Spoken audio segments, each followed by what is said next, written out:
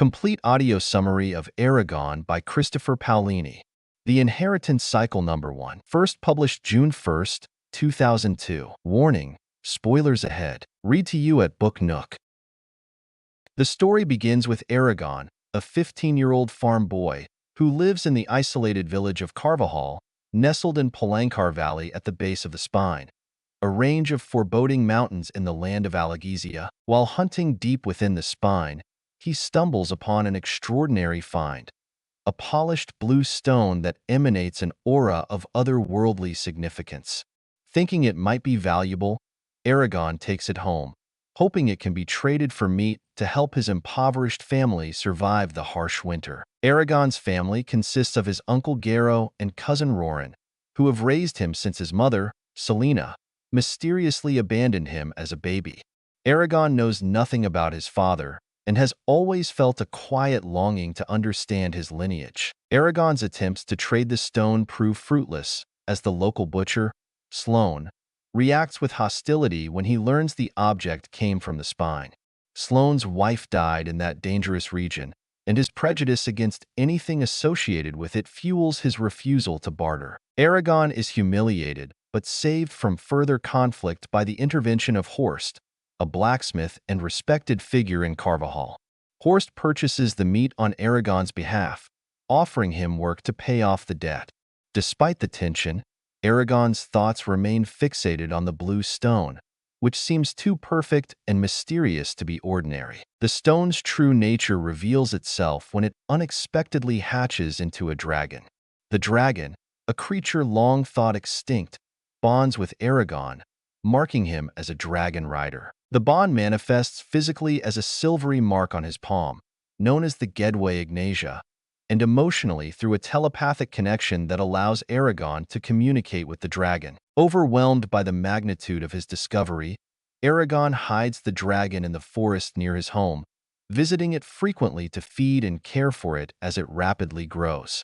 During this time, he names the dragon Saphira, a name that comes to him as though inspired by a force outside himself. Carvajal's storyteller, Brahm, an enigmatic and eccentric figure, notices Eragon's curiosity about dragons and recounts tales of the dragon riders, the once revered guardians of Alagizia who were betrayed by one of their own, Galbatorix. Brahm explains that Galbatorix and his dragon, Shrukin, exterminated the other riders and their dragons, seizing control of the empire. Brahm's stories, full of wonder and tragedy, seem distant and unreal to Eragon, even as they stir his imagination. Meanwhile, Roran announces his decision to leave Carvajal to seek work in the nearby town of Therinsford. He hopes to earn enough money to marry Katrina, Sloane's daughter, despite her father's disapproval.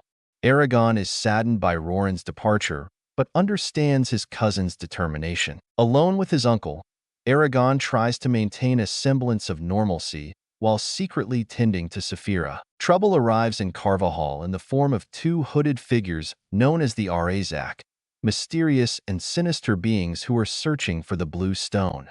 The villagers are immediately suspicious of the strangers, who exude an aura of malice.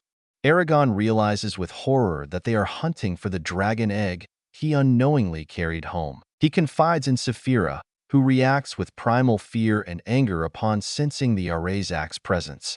In a panic, Saphira flies into the Spine, carrying Eragon with her against his will.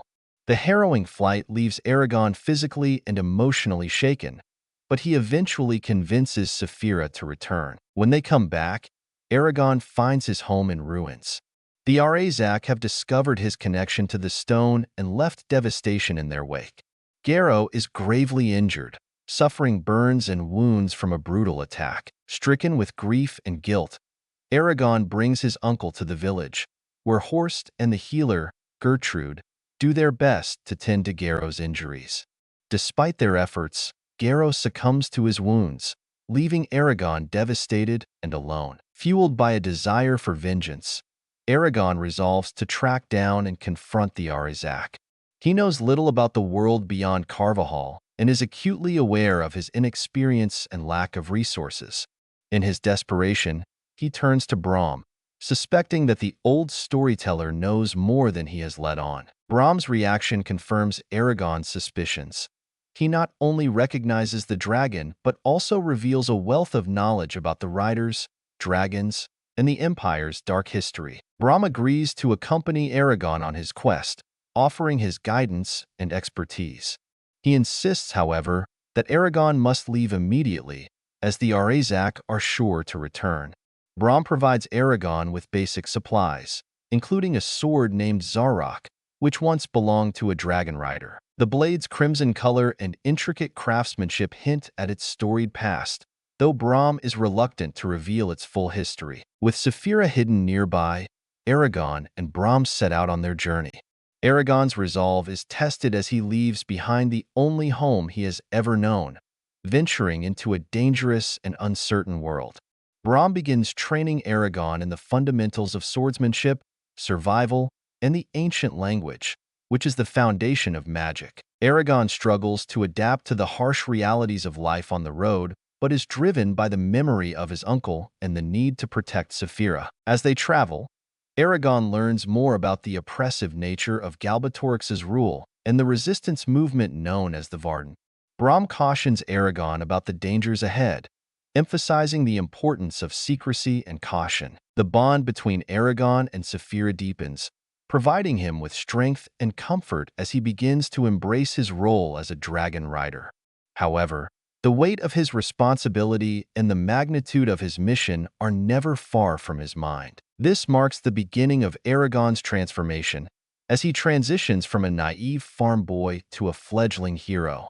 The journey ahead promises to test his courage, resilience, and determination as he steps into a world filled with magic, danger, and destiny. As the story continues, Eragon and Brahm travel together in pursuit of the Arazak, with Eragon determined to avenge his uncle's death.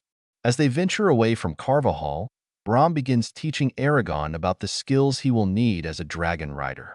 The training starts with basic swordsmanship, as Brahm provides instruction on technique and tactics. Eragon struggles to adapt to the grueling pace and frequent practice sessions, but gradually shows improvement under Brahm's relentless tutelage. Brahm also teaches him about the ancient language, the foundation of magic, explaining that it is the tongue used by the elves and that it binds words to their true meaning. Using the ancient language, Eragon learns to cast simple spells, such as igniting fires or lifting small objects. Each spell taxes his energy, and Brahm warns him about the dangers of overusing magic, as it can lead to death if he exceeds his strength. Throughout their journey, Eragon grows more comfortable with Saphira, who often offers him encouragement and guidance through their mental link. Her intelligence and wisdom provide a stark contrast to Eragon's inexperience, and she becomes an anchor for him as he grapples with the weight of his new responsibilities. Brahm shares stories of the Dragon Rider's noble legacy, the rise of Galbatorix, and the devastation wrought by the Forsworn, instilling in Eragon a sense of both awe and urgency. As they continue to track the Arazak, Brahm reveals that he has his own reasons for hunting them, though he remains cryptic about his past. Eragon and Brahm's search leads them to the small town of Yazuak, where they discover signs of a recent massacre. The villagers have been slaughtered, and the town is eerily quiet.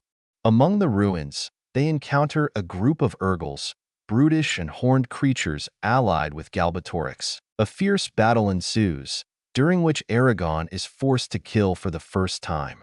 Though he succeeds in defending himself, the experience leaves him shaken and horrified by the violence. Brahm reminds him that such choices are unavoidable in their fight against the Empire, but Eragon struggles to reconcile his actions with his moral compass. Continuing their journey, Eragon and Brahm travel to the village of Daret, where they hope to gather information about the Arazak. The townspeople, wary of strangers, initially view them with suspicion, but Brahm's quick thinking and diplomacy help to ease tensions. They learn that the Arazak passed through the area, leaving destruction in their wake.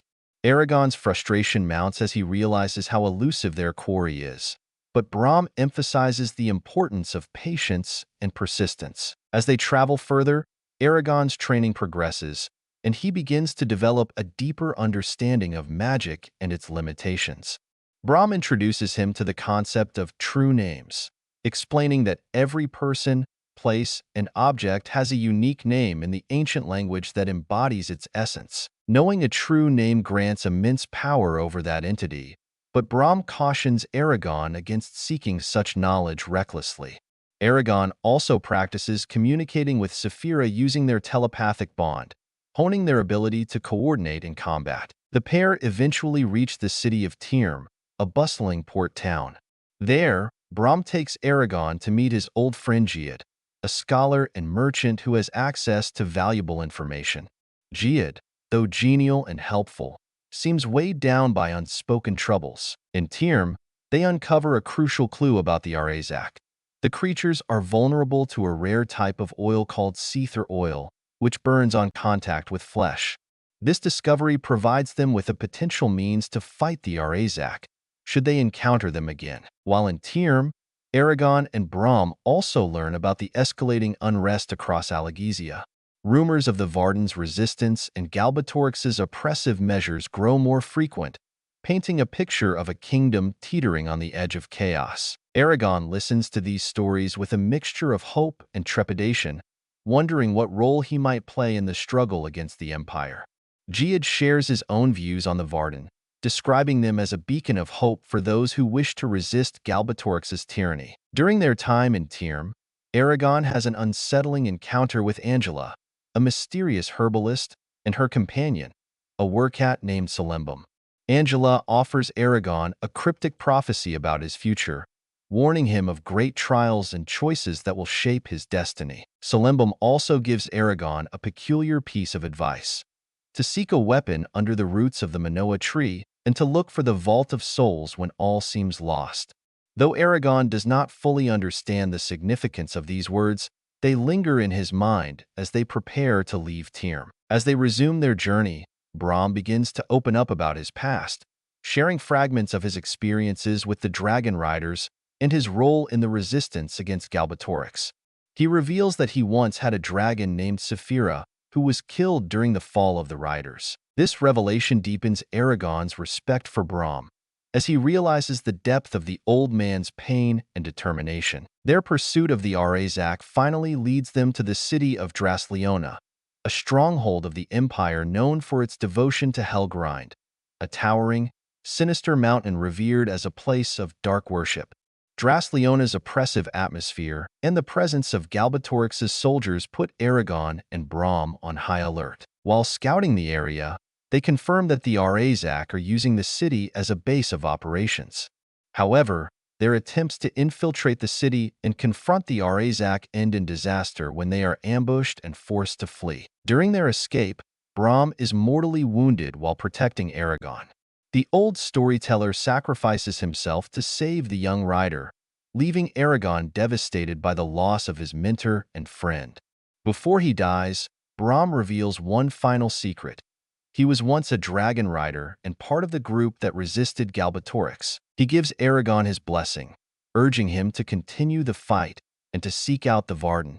Brahm's death marks a turning point for Eragon, who must now rely on his own strength and resourcefulness to navigate the challenges ahead. After burying Brahm, Eragon is joined by Murtagh, a mysterious and skilled warrior who claims to have his own reasons for opposing the Empire.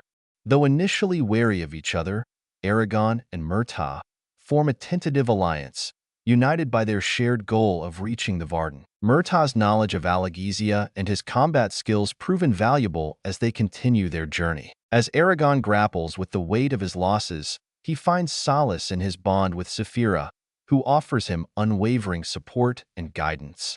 The young rider begins to embrace his role more fully, recognizing that his journey is not just about revenge, but also about fighting for a greater cause. The challenges ahead will test his resolve, but Eragon is determined to honor Brahm's memory and fulfill the destiny that has been thrust upon him. Eragon and Murtagh continue their journey together, united by their shared purpose but wary of one another's secrets. Eragon struggles with grief over the loss of his mentor, but knows that he must press on to honor Brahm's final wish to reach the Varden, the resistance group opposing Galbatorix. Along the way, they maintain constant vigilance, knowing that the Arazak, Urgals, or soldiers of the Empire could strike at any moment. Eragon finds himself increasingly reliant on Murtaugh's knowledge of the land and his combat prowess, while Saphira remains a steadfast presence, offering guidance and support through their mental bond. As they travel, Eragon becomes more curious about Murtaugh's past, though Murtaugh avoids sharing too many details about his life. Eragon senses that his companion harbors painful secrets, but chooses not to press him. Their journey takes them across dangerous terrain, and they face numerous obstacles, including treacherous weather and scarce resources. To sustain themselves, they rely on hunting, foraging, and their wits. One night, Eragon has a vivid dream of a woman imprisoned in a dark cell. She appears to be an elf, and her suffering is palpable through the mental connection he experiences. Though he does not understand the source of the vision, Eragon becomes determined to rescue her, convinced that she is somehow connected to his destiny. Saphira agrees with his decision, while Murtaugh expresses skepticism but ultimately chooses to follow Eragon's lead. Following the trail of Eragon's dreams, the group learns that the woman is being held in the fortress of Gilead, a heavily guarded outpost of the Empire. Despite the inherent risks, Eragon insists on attempting a rescue. They scout the fortress and devise a plan, though Murtaugh warns Eragon about the difficulty of infiltrating such a stronghold. Undeterred, Eragon sneaks into the fortress under the cover of darkness, using his growing magical abilities to evade detection. Inside the fortress, Eragon discovers the woman, who is indeed an elf. Her name is Arya, and she reveals that she has been tortured by the Empire after being captured while transporting a dragon egg meant for the Varden. Weakened and unconscious due to the effects of a powerful poison, Arya is barely alive. Eragon uses magic to heal her as much as he can, though he knows she requires immediate help to survive. Carrying Arya, Eragon attempts to escape the fortress, but their plan goes awry when they are discovered by the guards. During their escape, Eragon faces Durza, a shade and one of Galbatorix's most powerful servants. Durza's appearance strikes fear into Eragon, as he recalls Brahm's warnings about the dark and malevolent power of shades. In the ensuing battle, Durza proves to be a formidable opponent, and Eragon is overwhelmed by the shade's magical prowess. Just as Durza is about to deliver a fatal blow, Murtaugh intervenes, shooting an arrow into the shade's head and forcing him to retreat. Though Durza's body disappears, Eragon knows that a shade cannot be killed unless struck directly through the heart. With Durza temporarily incapacitated, Eragon, Murtaugh, and Saphira manage to escape the fortress, carrying Arya with them. They flee into the wilderness, knowing that the Empire will not relent in its pursuit. Eragon continues to tend to Arya, using what he has learned from Brahm to counteract the effects of the poison coursing through her veins. As they travel, Arya communicates telepathically with Eragon, revealing more about her mission and the Varden's location. She instructs him to bring her to the Varden, who are hidden in the Beer Mountains. The group's journey to the Varden is fraught with danger. The Empire's forces, led by Urgles and soldiers, relentlessly track them, forcing them to stay on the move. Eragon grows increasingly exhausted from the constant travel and the demands of caring for Arya, but he draws strength from his bond with Saphira and the sense of purpose that drives him. Murtaugh proves to be a capable and resourceful ally, though his reluctance to share his past continues to create tension between him and Eragon. As they approach the Beer Mountains, Eragon and Murtaugh have a heated confrontation when Eragon presses Murtaugh for the truth about his identity. Murtaugh reluctantly reveals that he is the son of Morzin, the first and most treacherous of the Forsworn who served Galbatorix. Murtaugh explains that he has rejected his father's legacy and fled from the Empire, seeking to forge his own path. Though shocked by the revelation, Eragon ultimately decides to trust Murtaugh, recognizing the sincerity of his desire to oppose Galbatorix. Their journey becomes even more perilous as they enter the Hatterack Desert, a vast and unforgiving expanse that tests their endurance and resourcefulness. The scorching heat, lack of water, and ever-present danger of Empire patrols push them to their limits. Eragon continues his magical training, practicing spells to aid their survival and defend against potential attacks. Saphira proves invaluable, using her strength and agility to scout the terrain and carry supplies. As they near the Beer Mountains, Arya begins to recover under Eragon's care. She reveals more about her mission, including her role as a diplomat between the elves and the Varden. Arya's presence inspires Eragon, who views her as a symbol of resistance against the Empire. Her wisdom and grace leave a strong impression on him, deepening his resolve to fight for the freedom of Alagaezia. Eventually, the group reaches the Varden's hidden stronghold, Trondheim, a massive city carved into the heart of a mountain. They are met by Ajahad, the Varden's leader, who greets them with a mix of gratitude and caution. Ajahad acknowledges the significance of Eragon's arrival as a new dragon rider and commends him for rescuing Arya. However, he also expresses concern about Murtaugh's presence, given his lineage as Morzen's son. Despite Murtaugh's assurances of loyalty, Ajahad orders him to be placed under guard until his intentions can be verified. Eragon is introduced to the Varden and begins to learn about their organization, their allies among the dwarves, and their plans to resist Galbatorix's tyranny. He meets Hrothgar, the Dwarf King, who welcomes him and Saphira as honored guests. Eragon also encounters Auric, a dwarf warrior who becomes a friend and guide within Trondheim. The Varden's stronghold is a marvel of engineering and magic, and Eragon is awed by the unity and determination of its inhabitants. As he settles into his new role among the Varden, Eragon reflects on the journey that brought him to Trondheim. He recognizes the sacrifices and losses he has endured and resolves to honor Brom's legacy by continuing the fight against the Empire. Though the road ahead is uncertain, Eragon feels a renewed sense of purpose, knowing that he is no longer alone in his struggle. Eragon's arrival at Trondheim, the mountain stronghold of the Varden, marks the beginning of a new chapter in his journey.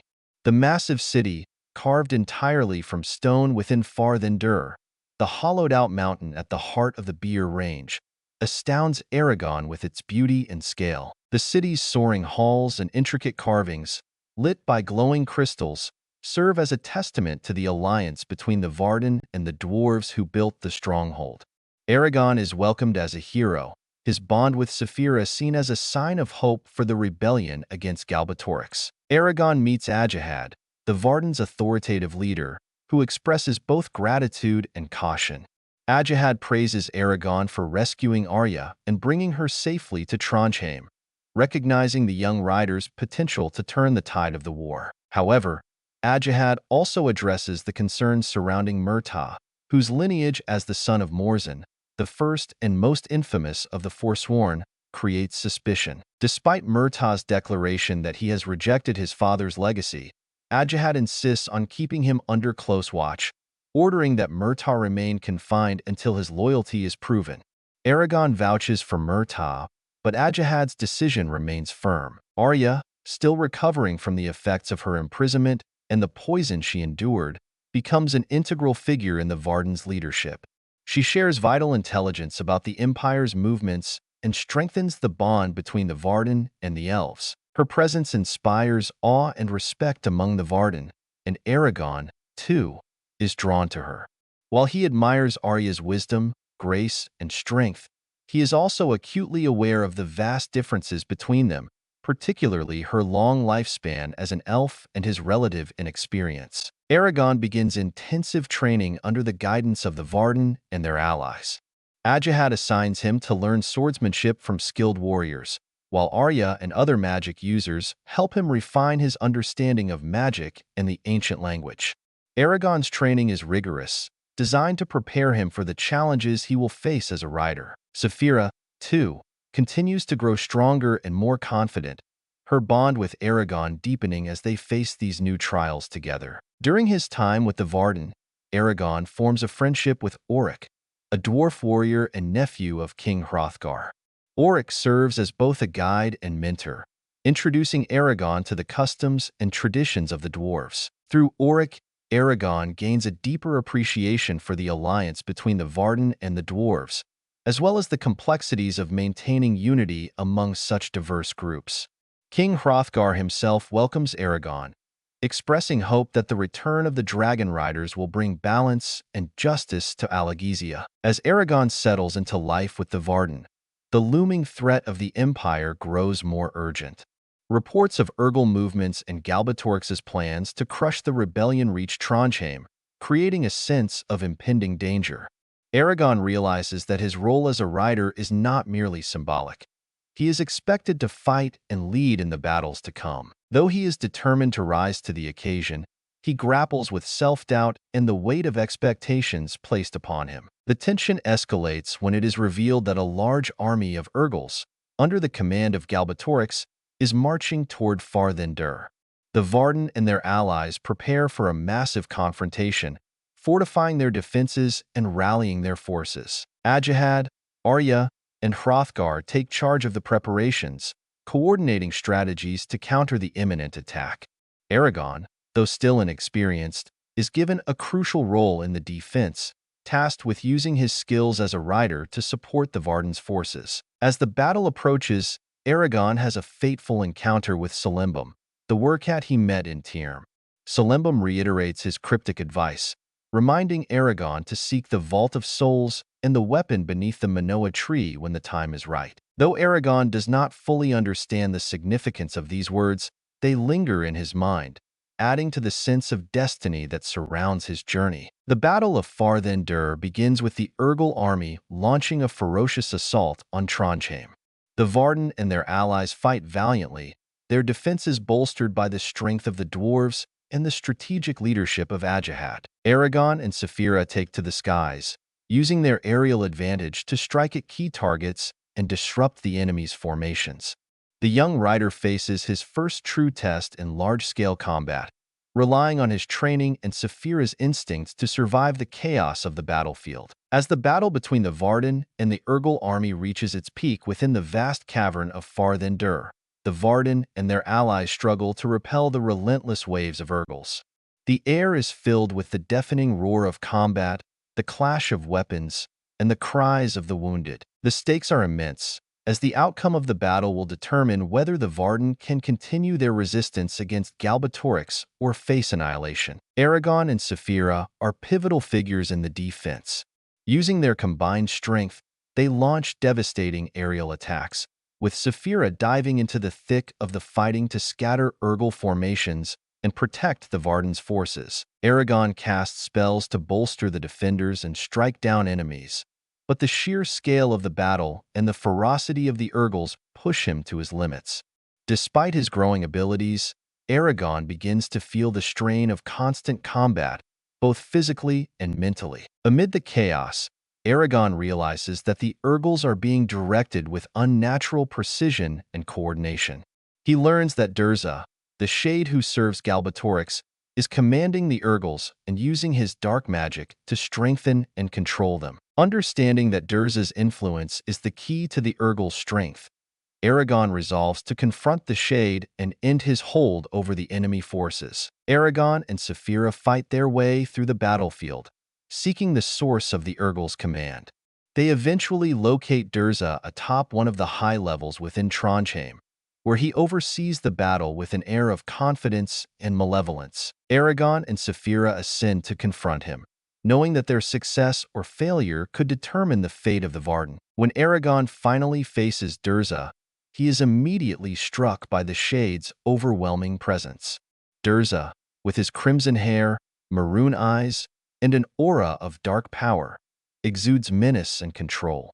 He taunts Eragon, mocking his inexperience and presumption in challenging one of Galbatorix's most powerful servants. Despite his fear, Eragon stands firm, determined to stop the Shade at any cost. The duel begins with a ferocious exchange of blows. Durza's skill with a sword is unparalleled, and his movements are unnaturally fast and precise, driven by the malevolent spirits that possess him. Eragon struggles to keep up, his training with Brahm barely enough to match the Shade's mastery. Durza's strikes force Eragon onto the defensive, and it becomes clear that the Shade is toying with him, drawing out the confrontation to inflict maximum psychological torment. As the fight continues, Durza begins to unleash his magical power, casting dark spells that batter Eragon and Saphira. Eragon attempts to counter with his own magic, but Durza's experience and raw strength give him the upper hand. The shade creates illusions and distractions, warping the battlefield and disorienting Eragon. At one point, Eragon is ensnared by Durza's magic, unable to move as the shade closes in for the kill. In a desperate bid to break free, Eragon calls upon his bond with Saphira, drawing strength from their connection. Saphira, sensing his distress, crashes through a barrier to reach him, scattering enemies and forcing Durza to momentarily retreat. Her arrival disrupts the Shade's dominance, giving Eragon a brief reprieve. Together, Rider and Dragon launch a coordinated attack, but Durza's dark magic continues to press them back. The turning point comes when Arya, who is recovered enough to rejoin the battle, intervenes. Using her own magic, she shatters the massive Star Sapphire, Isidar Mithrim, creating a dramatic distraction. The explosion of light and shards of crystal disorients Durza, leaving him vulnerable for a moment. Seizing the opportunity, Eragon gathers all his remaining strength and charges the Shade. In a climactic move, Eragon drives his sword, Zarok, into Durza's heart, the only way to truly kill a Shade. As the blade pierces Durza's chest, the spirits that possessed him erupt in a violent, chaotic burst of energy, howling as they are released. The force of the explosion knocks Eragon unconscious, and he collapses, gravely injured. Durza's death has an immediate and profound impact on the battlefield. Without the Shade's magical control, the Urgals descend into disarray, their cohesion shattered.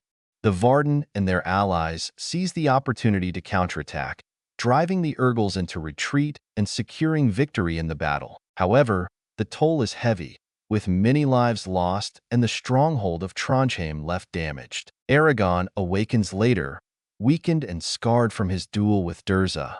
He discovers a long, painful wound running across his back, a mark of the Shade's final attack. Though physically diminished, Eragon's resolve is strengthened by the realization that he has overcome a powerful enemy and proven himself as a rider. The battle marks a significant turning point in his journey, solidifying his role as a key figure in the resistance against Galbatorix. While recovering from his injuries, Eragon experiences a strange and transformative vision. He is visited in his mind by a mysterious figure who calls himself Tajira Ikonoka, or the cripple who is whole. The figure offers cryptic guidance, urging Eragon to seek him out for further training and enlightenment. Though Eragon does not fully understand the vision, he feels a deep connection to the figure and resolves to find him when the time comes. In the aftermath of the battle, the Varden and their allies mourn their losses while celebrating their hard-fought victory. Ajahad commends Eragon for his bravery, recognizing the young rider's critical role in defeating Durza and saving Trondheim. The bond between the Varden, the dwarves, and the elves is strengthened by their shared struggle, and a renewed sense of hope begins to spread among the resistance. Eragon, though hailed as a hero, is acutely aware of the challenges that lie ahead. His injuries serve as a stark reminder of his mortality, and he realizes that he still has much to learn if he is to fulfill his potential as a rider. With the shadow of Galbatorix looming ever larger, Eragon prepares to embark on the next stage of his journey, determined to honor the legacy of the Dragon Riders and fight for the freedom of Alagaezia. The end. I can't believe how long it has been since I first read this book. I still think some parts of the series were a little too slow, but fortunately for you, I am creating this summaries for you. I hope you have enjoyed this summary. If you liked it, please subscribe so I can keep uploading even more books. Also, giving me a like helps a lot. I will probably be doing a summary of the rest of the series, but if you would like me to summarize any specific book, please write me it in the comments.